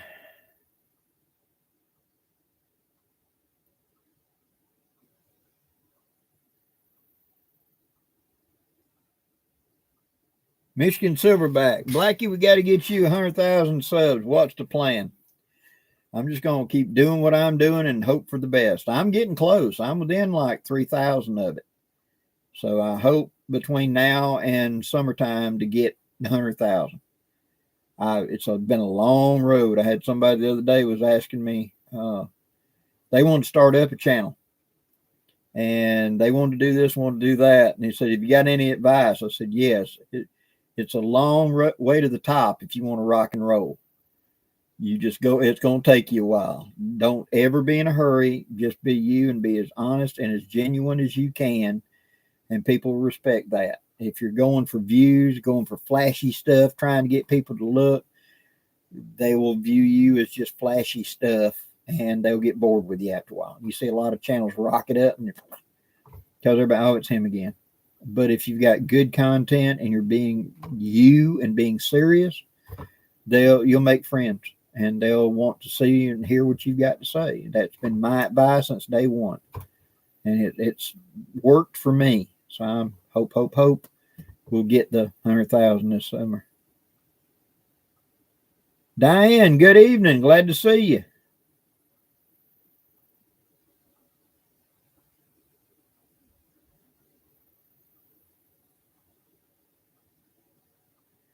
Tim Parrish, yep, Camp Lejeune.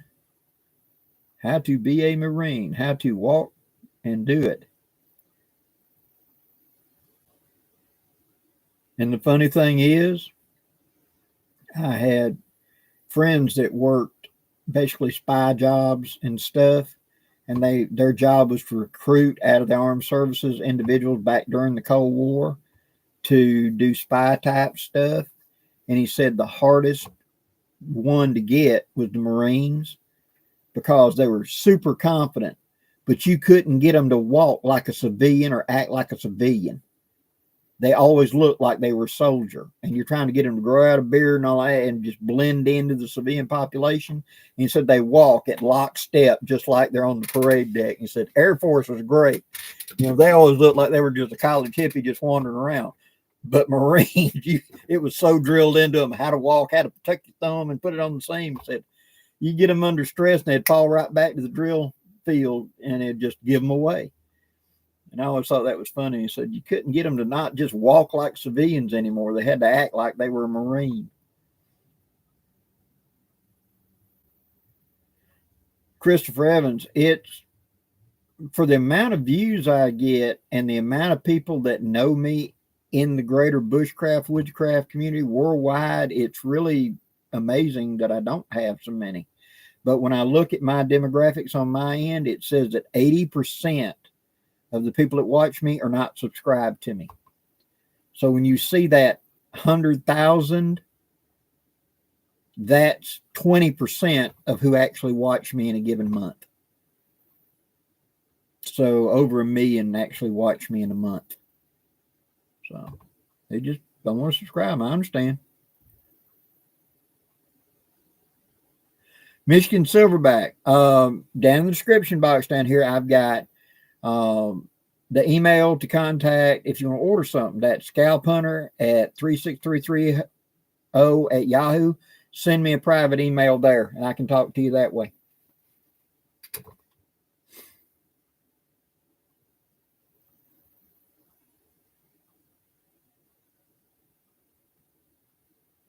Charles Martin. Yeah, I need to just, a lot of them channels, I get a thing every month or two pops up on my YouTube on my side telling me that if I'll pay them $400, they will guarantee that they will get 10,000 views on a video.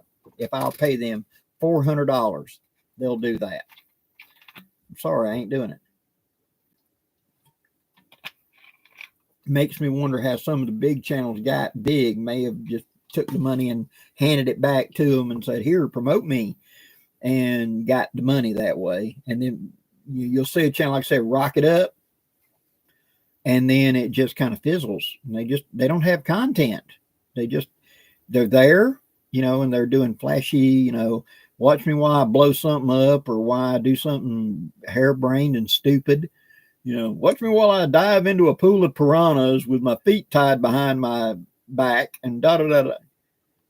It's just shock and awe value is all it is.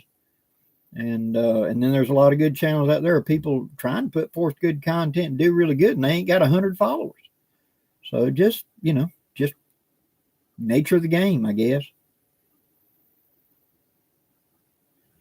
Backwoods Rambler, good evening.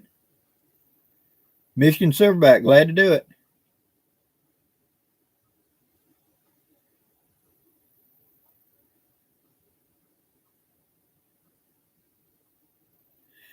Well, Grayback, that is true. I don't sugarcoat a lot of stuff. I try to explain things. And if you're interested in learning skills and stuff, I'm good at it. If you're wanting something flashy and entertaining, I'm not that great at it. There are a lot of, and I'm not talking about just in the bushcraft community, I mean out there. But as an entertainer of them doing stuff in some dynamic way, just to keep your attention, they're a lot better than me. I'm trying, in my mind, the reason I do this is you guys. I'm not doing this for me. Yes, it's nice that I'm making a living off of it so I can support myself and my wife. But I'm doing it to give back because there were a lot of old woodsmen and fishermen and women and ladies in my life in the past that shared skills and ability and talent with me and took the time to show me. And I'm paying them back by passing it on. So I'd like to say that I don't care about the money, but I have to have, make a living. But at the same time, the advice I gave to the bearded Barton was, I don't care if a video gets 500 or 50,000 views. I'm talking to that person in the back over there that's in a big city, hasn't got anybody to teach them, hasn't got a family background in camping, hunting, fishing, but they got the love and the desire of it and they want to do it. That's the person I'm talking to. I'll show you everything I know. It's going to take a while, but I'll show you everything I know because somebody took the time to show me. And I'm not one of them that has to be, I get all the credit for. Nah. We all invented something.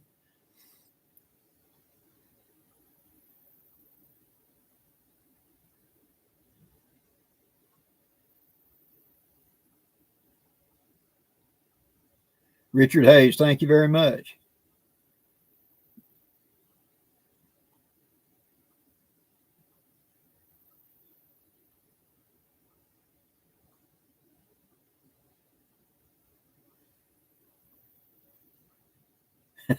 True, Sir Malcolm.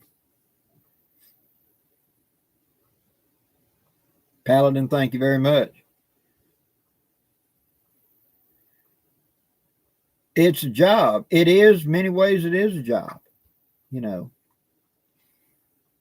because I've got, y'all know, it doesn't show on my side, but y'all see, I've got, I believe it's over 1,600 videos. I've been doing this since 2008. And after 1,600 videos, you know, I'm still not even halfway through all the stuff that I want to talk about. And so many channels, like I said, they hit it hot and heavy and they burn out. If it isn't a passion, if you really don't enjoy what you're doing, but at the same time, you've got to come up with something. So I'm starting my week. Okay, I have to have a video. I publish more than just about anybody else. You look at a lot of the big channels like Joe Robinette and them, they were publishing once a month. They did 12 videos a year, 300,000 subscribers, and they did a total of 12 videos a year, you know, and I'm doing 3 videos a week and a live. I do Wednesday, Friday, and Sunday, and a live on Thursday night. You know, am I doing it wrong because I put out too much content? But you know, my week's starting. I have to have a video on Wednesday. I got to do a video for Friday, and I got to do a video for Sunday. I try to bounce around to all the topics to keep everybody happy and be with what they're wanting to hear about, because you've got a passion on this and you really like that for mine. And I got to keep it all, kind of keep all the plates in the air, and it keeps it new and interesting for me to jump back and forth from these different ones. And I'll get focused on a while and I'll do several videos this way. Then I got to jump back and bring that up to speed. And it keeps it interesting for me. But you got to do that. Then you got to do your taxes every year. Then you got to, oh, by the way, I'm selling haversacks and stuff like that. So you got to deal with taking the orders in and shipping them out and getting the everything. You stay busy. It's a job, you know. It's a self job, but it is a job. Randy T, thank you very much. That's what I try to do, is come across as a friend, because that's what I want to be. I imagine that you and me just sitting here talking, you know. Simple Sojourner, glad to be. Morris Kachansky of Alabama. That is high praise. I have a high opinion of Morris. I really do. And but that's one of the reasons I started doing my gathering. It wasn't for my ego. There was just so many people that kept saying, I'd love to come and spend a couple of days with you. Can we get together? And I said, yeah, we'll do a camp out. And that way we don't do official classes. We have done a couple in the past. But if you want to learn something, come get me. Let's do it. You know, I'll hit the dirt. We'll show you right now everything I need to know. And there's so many people around the camp that are as knowledgeable as I am, you know, the opportunity of it. One of the things that I'm going to bring up that I plan on doing, okay, is at camp, I'm going to do a class on making one of the blanket shirts, that Adirondack type stuff. I'm going to get a blanket from the surplus place, and I'm going to show you how we made blanket shirts back in the rendezvous days from a blanket and a big needle and some yarn. Excuse me. I had to sew it together, how you measure somebody. We'll pick a guinea pig, and I'll take the blanket and measure it out. And y'all can, if you're at my gathering, you want to videotape it to learn for yourself, go ahead. But I've had a couple people ask me to show them how to do it. So we're going to make a blanket shirt for somebody at the gathering. And everybody just come up there and we'll go through it step by step, so everybody understands how to make the pattern and how to make the shirt, so you can make your own.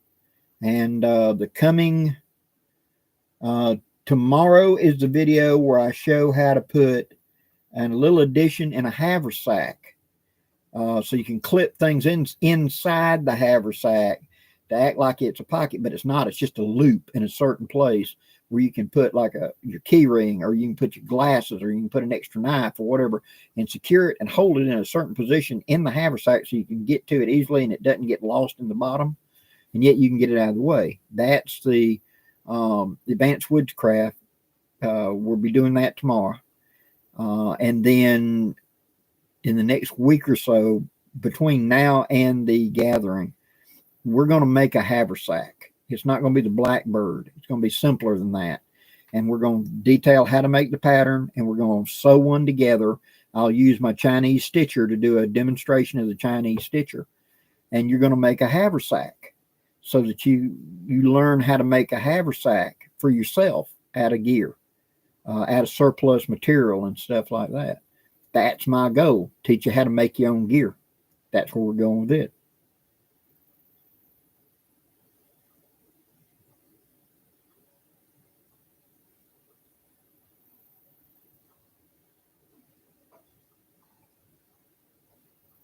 Sir Malcolm, correct. Survival ideally is things you prepare for that you hope you never have to do.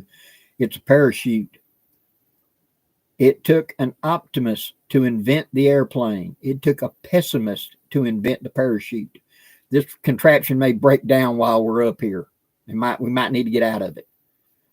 You prepare and you hope you never have to do it, but you prepare.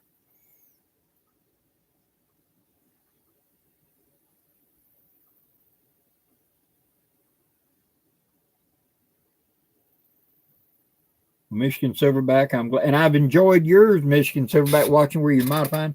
I had one of those Arvin packs for years, and I had the frame in it and everything. And a couple of years ago, I got rid of what it was. Is a friend of the family had been an advisor in Vietnam to the Arvin Special Forces unit. It was called the Black Tigers. And they had all black. They wore all black uniforms because the Charlies wore black pajamas. Well, they had dyed or had made up. And so I had a complete set of model 1956 U.S. Army webbing, the straps, the belt, the M14 type pouches, and that Arvin pack, and a set of jungle fatigues that was all black, that had been factory made all black. And that was one of my camping sets for years and years. And I brought a young man to come over with a good friend of mine, and I was digging stuff out because he's into Vietnam reenacting, which was hilarious to me because I was buying this stuff as surplus, after the war in the 70s, when you could buy a jungle fatigue shirt for 50 cents, and I'm opening up the closet and I pull out a duffel bag, and here's a black Arvin pack, and he just lost his mind, and all the black web gear and everything else. And so when you brought out that Arvin pack, that's what my mind went back to. I loved that pack. That was a great pack. I'm hoping there was a small Alice pack, and I had one many years ago. But Grouch has still got a small Alice pack. That's not the medium Alice. That's what we call it, the medium Alice. And then there's the large Alice. He has the small Alice that's about the size of the Arvin pack. And so I'm hoping I can horse trade him off of that pack one day. If so, I'll be doing a video about it.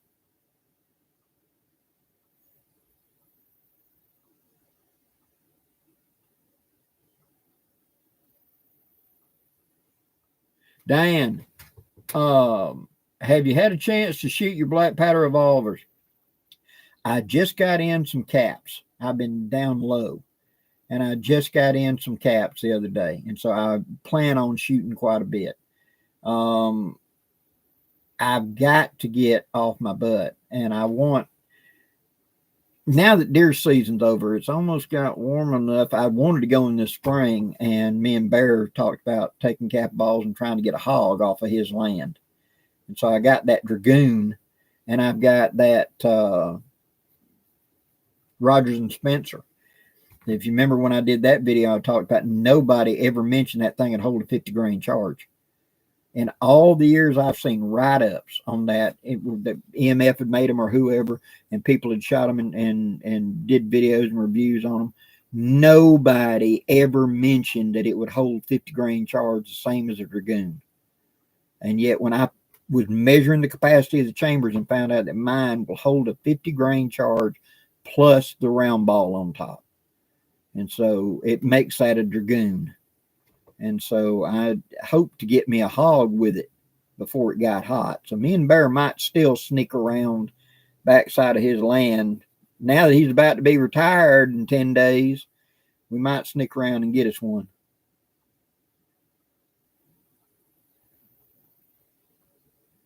Michigan Silverback. Yes, it is. All that Vietnam stuff is becoming very clear. And like I said, now they're Vietnam reenactors. People are reenacting them.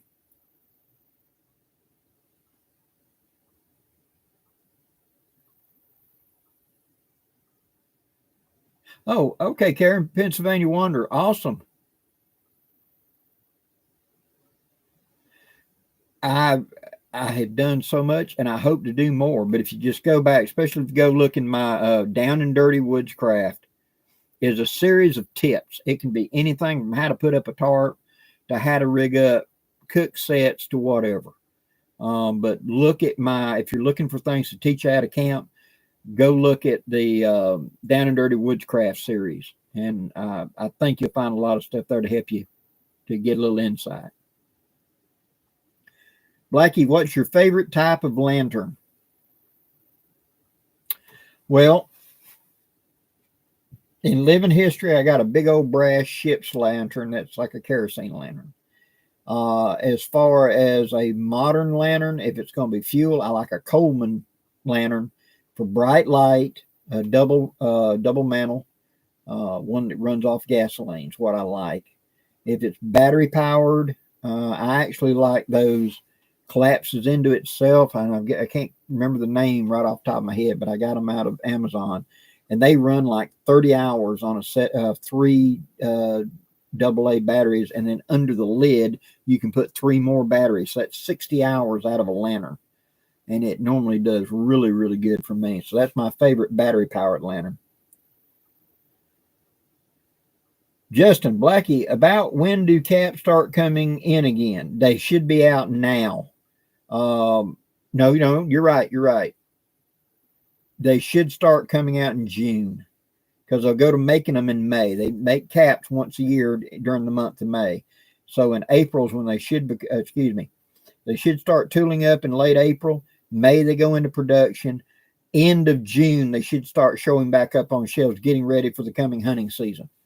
So I would start looking middle of summer. Start looking. Walmart will get some in those locations that carry percussion stuff.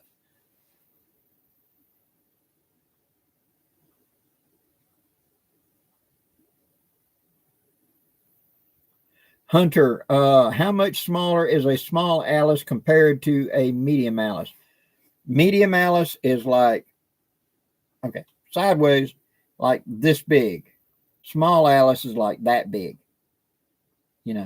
It's about the size of the Arvin bag that a Michigan Silverback modified. It's about that big. And but it went on to an Alice frame. It did not fill the whole frame. It stopped about that much short of going all the way to the bottom of the frame. And they envisioned it as being a pack to carry officers and stuff that didn't carry a lot of the tactical stuff. And then underneath it, they would put something else, like a ammo box or something to carry, ammo, machine gun ammo, whatever. And the people that would be carrying the small Alice would be the guys like the machine gunner. He's toting a big gun, so he doesn't need a big pack. And they quickly got out of it in Vietnam and just went to the medium Alices. So.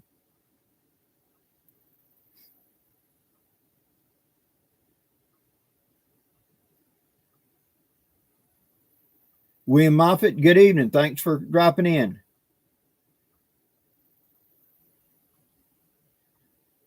Paladin, Blackie, considering the laws, would it be possible to show how to load a 50 caliber black powder rifle?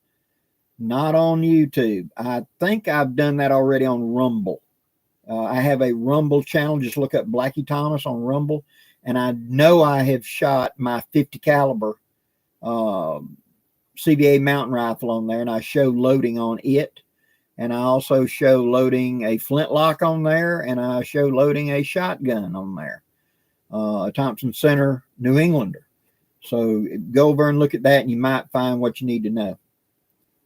Usually with a 50 cal, if you're going to use round ball, 50 caliber round ball is going to be 440 roughly, and then you're going to be putting a patch, thicker patch onto it, 440, and then, excuse me, yeah, 440, and then you put like a 10 thousandths, make it a 40, no, excuse me, 50, 490. Okay, I'm getting out of 45. Put your brain back in gear, Blackie. 50 caliber is a 490. So it's a guy who's had a stroke. 490, and you're going to use 10 thousandth patch. Start with a 50 grain powder charge. Okay, you're going to clean the gun out, pop a cap on it, make sure that the channel is completely cleared. Cock, pull the nipple, pull the cap off, and then not loading anything else. Don't listen to me, I'm an idiot. Blow down the barrel and make sure air goes out where that single cap burned the oil out, but it didn't plug it up. Okay, sometimes you can fire a cap on an empty gun and it actually fouls up and plugs up the nipple because it doesn't have any back pressure. Okay, so then blow down. I just put my hand on top of the muzzle of it and blow, and if you hear it hissing out the nipple, okay, now you pour your pre-made powder charge, put the greased patch across the top, use Crisco or gun lube. I got it down there in the description. You can go get gun lube, and then press the ball down just below flush. If you got extra patch sticking up, cut it off flush with the muzzle, and then ram it home down against the powder charge. Now, return the ramrod to the thing, bring the gun up, aim in a safe direction downrange, and cap. If you're not going to fire, lower it down and gently bring it back up to the half cock notch. Click. Keep your finger off the trigger. And I like to hold the gun and put my thumb underneath the hammer as like a safety so that the hammer don't get bumped and go down or whatever, and carry the gun like that if you're going to be hunting.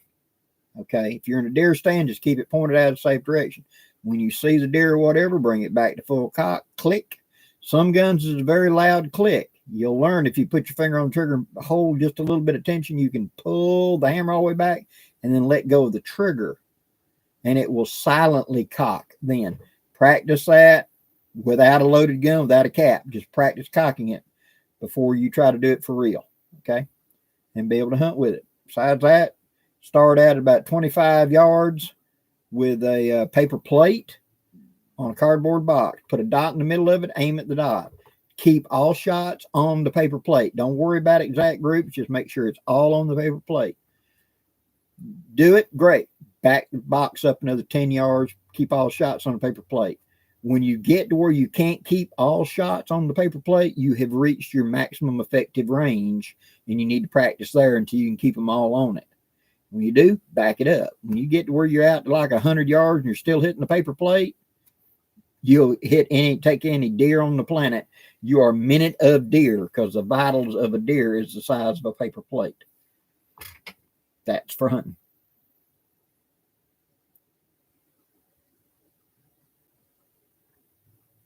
Bang, bang. Good evening. Hanging in there, brother.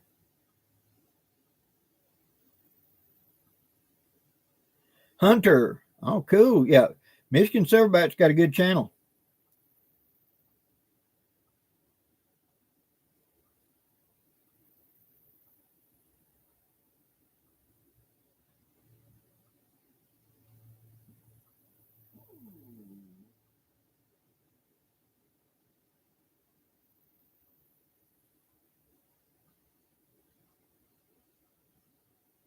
Lee H., how's that book coming? I've kind of put it on a back burner for right now. After the stroke, a lot of things had to be kind of just put to the side to kind of, get myself focused somewhere else. Dean P., good evening.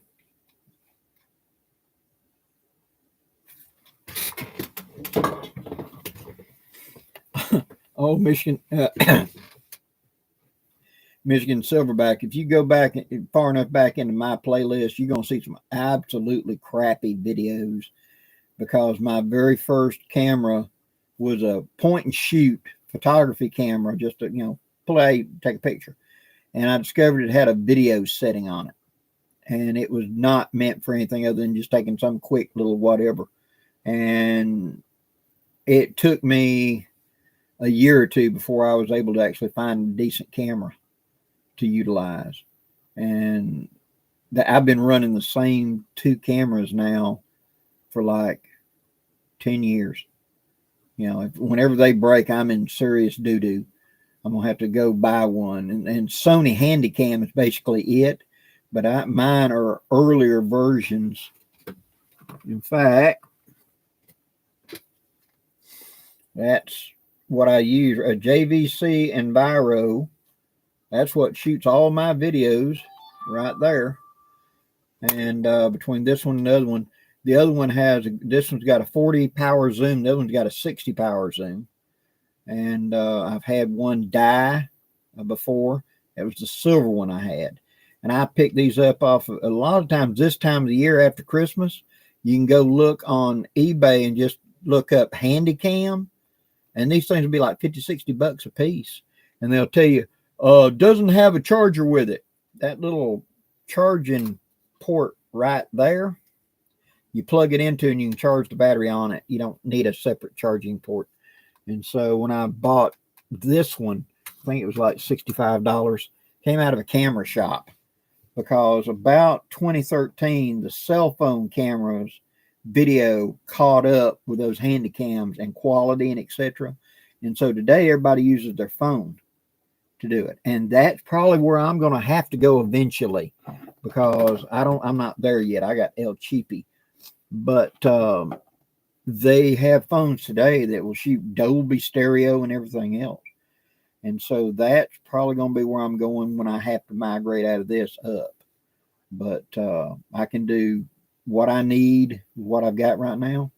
But I've seen some of the equipment like Dave's got and a few other people that are doing it, where they all have the little key mics and everything else. That'd be a real advantage sometimes. And so it's just, you got to learn, you got to adapt. And dinosaurs is the only thing that don't have to adapt anymore. So you just look around and find what works for you. And I know one channel that they're in a completely separate field from what we're doing. And they went down to a phone repair place and was talking to him. And he said, I'm looking for a camera, And so if you get one of them high dollar phones in that ain't no good for a phone, but would still work as a camera, let me know. I'm not going to pay full dollar for it. And so a guy brought one in that had been damaged somehow, and it won't transmit as far as you can't hook it to the internet or nothing like that. But as a camera, he bought it for like $100. It was like a $1,200 cell phone. And and when you look at the back, it's got like 3 different camera lenses on it. It shoots night vision. It shoots everything. And he just turns it on, does his videos, and then he goes home and plugs it into his home computer and downloads the video instead of trying to upload it from the phone. He edits like I do on a desktop. I like a big screen. I almost be squinting at a 1-inch screen trying to edit. And that's what he does. And it really works.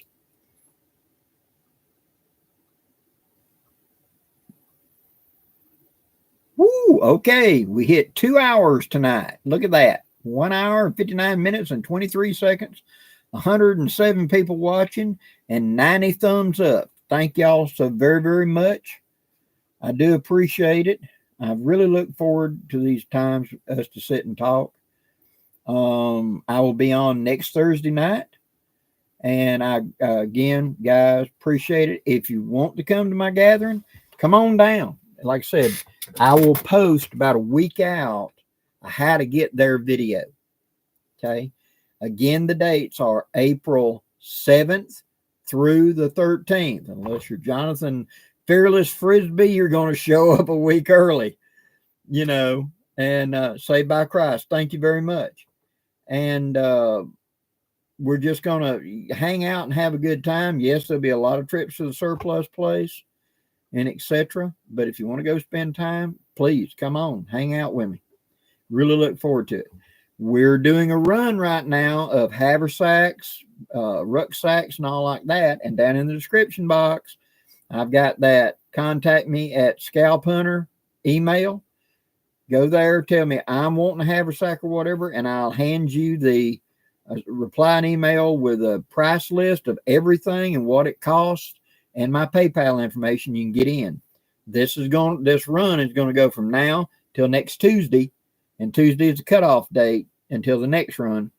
And this run will be delivering in the end of May.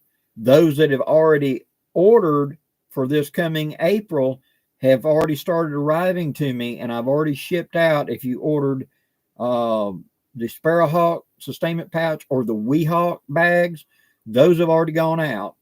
The haversacks and rucksacks are en route to me right now. When they arrive, supposedly Saturday or Monday, that's whenever I will finish the orders and ship them out next week. So you should have them in well before the beginning of April, God willing, and the post office does their job. Guys, thank you very much. And till next time, be safe. God bless. Have a good night, guys.